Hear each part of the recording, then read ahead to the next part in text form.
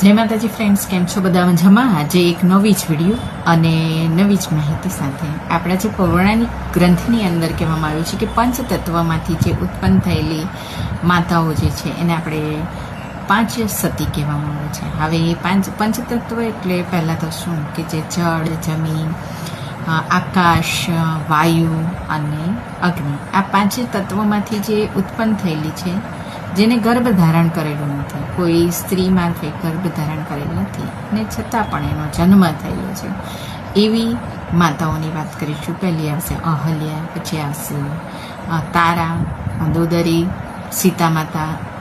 ગણિતમાં એ પણ આપણા એની અંદર છે કુંતી માતાનો પણ ઉલ્લેખ કરવામાં આવ્યો છે અને એની સાથે સાથે બીજા છે દ્રૌપદી.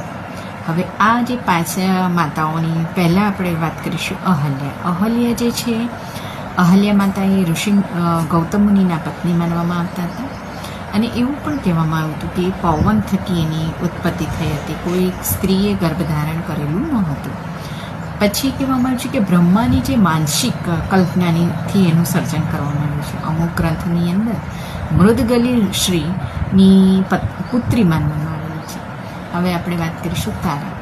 તારા માતા જે છે એ બૃહસ્પતિ, અમુક પૌરાણિક કથાઓની અંદર કહેવામાં આવે છે બૃહસ્પતિ અને પત્ની માનવામાં આવે છે, પણ એનો જન્મ જે છે એ આકાશ અને તારાના સ્વરૂપે તરીકે કરવામાં આવ્યો છે.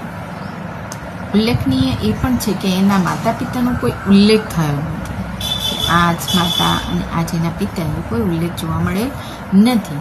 એ દિવ્ય સ્વરૂપે આ તારાઓની દેવી તરીકે એને પ્રગટ થયેલી એક સુંદરી ગણવામાં આવેલી છે. નોંધનીય એ પણ છે કે રામાયણની અંદર આવેલા વાનર રાજા જે છે બાલી, એની પત્ની તારા હતી.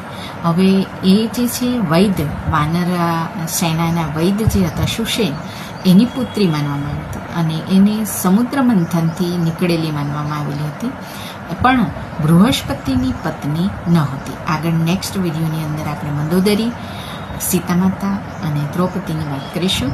જય માતાજી. લાઈક કરજો, કોમેન્ટ કરજો, શેર કરજો.